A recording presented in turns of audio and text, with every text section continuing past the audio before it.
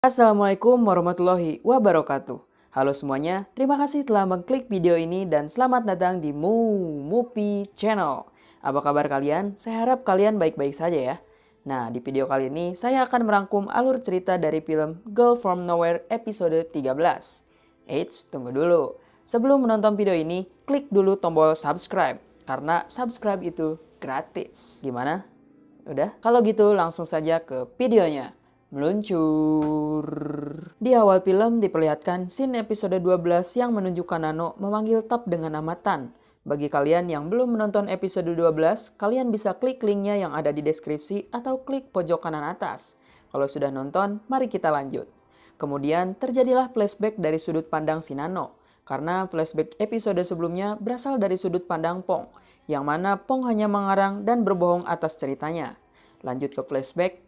Karena Pong penasaran dengan siapa sebenarnya Nano teleponan, akhirnya Pong mengecek HP Nano. Kemudian Pong menemukan ada kontak Tan, dan ia menelpon dengan HP tersebut. Tak diduga, ternyata feeling Pong benar. Ketika teleponnya diangkat, ternyata itu adalah Tap. Tap pun berkata, "Kenapa Nano? Hari ini aku nggak bisa ketemu deh. Soalnya aku lagi sama Wit." "Kok kamu kejawab?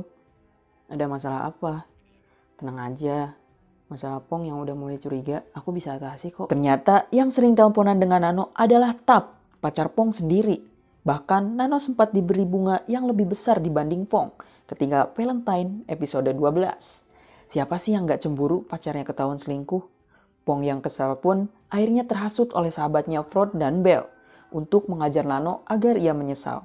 Mereka juga menyebarkan gosip kepada setiap orang bahwa Nano gila berbicara di telepon sendiri.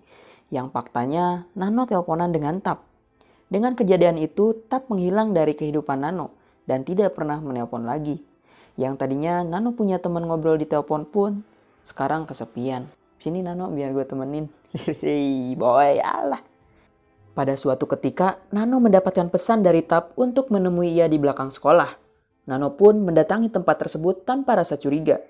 Namun, tanpa diduga, Nano dibekam lalu dihajar oleh teman sekelasnya hingga babak belur dan bersimbah darah. Sumpah itu orang pada gak punya perasaan apa ya? Wah, parah sih. Ternyata yang mengirim pesan ke si Nano bukanlah Tap, melainkan itu semua rencana Pong dan teman-temannya. Dengan panik, akhirnya Tap mendatangi area belakang sekolah. Ia kaget melihat Nano terkapar tak berdaya, berlumuran darah dengan kepala terbungkus plastik.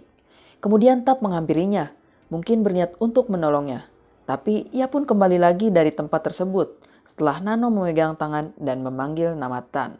"Anjir, di mana sih perasaan lu, Tap? Cewek gak berdaya, gak lu tolong, brengsek banget sih lu. Sat lah, gak selingkuh, gak punya perasaan lagi.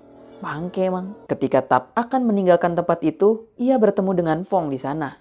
Tap memarahi Pong karena ia telah melakukan kekerasan terhadap Nano. Ia takut terseret kasus apabila Nano mati. Tap yang sudah tidak tahan dengan sikap Pong akhirnya memutuskan untuk berpisah dengan Fong. Namun, Fong mengancam Tap untuk tidak meninggalkannya dengan menyayat lengan kirinya menggunakan pisau. Mungkin itu adalah sayatan pertama untuk mengikat Tap bersama dirinya hingga ia menikah. Babak belur, masih bisa ketawa anjir, ini baru cewek tahan banting di berbagai kondisi tentunya. Kembali ke acara reuni, lagi-lagi Nano membongkar aib. Kali ini Frod yang ternyata adalah selingkuhan Tap, yang mana Frod adalah seorang pramugari dan Tap seorang pilot, sehingga pekerjaannya tersebut dijadikan alasan untuk selingkuh. Karena Pong terbakar api cemburu, akhirnya ia menyerang Frod dan memukulinya. Tap tak tinggal diam melihat mereka berantem, lalu memisahkan mereka. Kemudian Tap berkata, "Aku mencari wanita lain karena sikapmu seperti ini, Fong." Pong yang kecewa meminum banyak miras. Dengan barbarnya, Pong menyerang Tap dan Frod menggunakan pisau. Beruntung, Tap bisa menangkisnya. Tapi sayang, Tap terkena pisau di lengannya. Sehingga Tap mendorong Pong dengan keras dan terjatuh. Fix, si Tap brengsek gak punya perasaan nih, anjir lah. Di sini gue kasihan sih lihat si Pong. Secara dia istri si Tap yang sering ngurus Tap, Tapnya selingkuh. Tapi kembali lagi sih, dia juga brengsek. Karma itu cowok. Dengan kejadian tersebut, Pong kesakitan di bagian perut. Kemudian Nano berkata, "Apakah Pong belum memberitahu kamu, Tap, kalau ia sedang hamil 3 bulan lebih?" Darah pun bercucuran keluar dari anu Pong.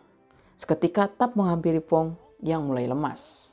Nano membuat semua orang panik karena berkata ia memberi racun di setiap minuman dan hanya ada satu penawar untuk satu orang agar bisa selamat dari kematian. Satu persatu mulai kesakitan dan muntah karena efek minuman beracun tersebut. Nano pun melemparkan penawar itu ke kerumunan orang yang mengikuti reuni. Kekompakan persahabatan mereka mulai goyah karena mereka saling melukai bahkan saling membunuh untuk mendapatkan penawar racun. Akhirnya, Chai berhasil menyuntikkan penawar racun ke tubuhnya. Dengan itu, penawarnya sudah menyatu dengan darah Chai. Kegilaan teman-temannya muncul ketika Chai berusaha dibunuh. Lah kenapa? Kok bisa dibunuh?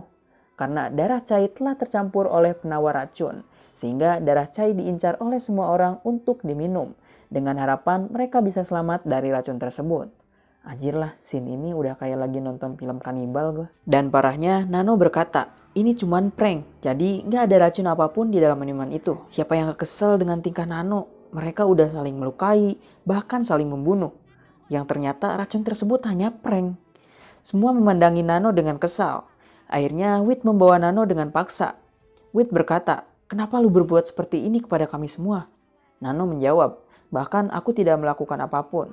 Justru kalian sendiri yang saling melukai, bahkan saling membunuh. Akhirnya ia memukul Nano hingga tersungkur. Wit yang kesal membekam Nano menggunakan plastik, seperti yang dilakukannya dulu di sekolah. Namun satu persatu semuanya mati berjatuhan, termasuk Wit yang sedang membekam Nano. Sebenarnya dalam suntikan itu bukanlah penawar, akan tetapi racun berbahaya. Dengan begitu, tanpa mereka sadari, mereka memperebutkan racun untuk dirinya sendiri dan meminum darah Chai yang sudah tercampur dengan racun. Scene pun berpindah, dengan anehnya diperlihatkan mereka terbangun kembali, tanpa adanya luka apapun seperti tidak terjadi apa-apa. Bahkan Chai yang sudah mati pun hidup kembali, yang mereka rasakan seolah mimpi yang nyata. Namun semuanya nampak aneh ketika melihat suntikan di atas peti, yang menandakan mimpi mereka benar terjadi dan semuanya lari mendengar ketawa Nano.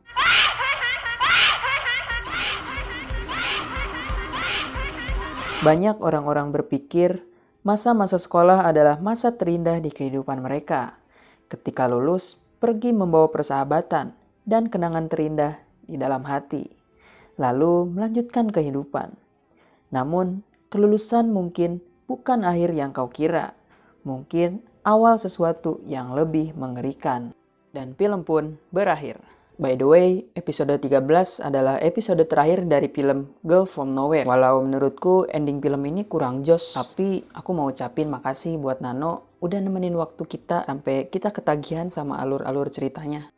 Luar biasa Nano, the best lah pokoknya. Terima kasih telah menonton video ini sampai habis. Jangan lupa like, comment, share, dan subscribe.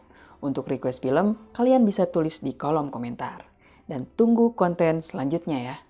Wassalamualaikum warahmatullahi wabarakatuh.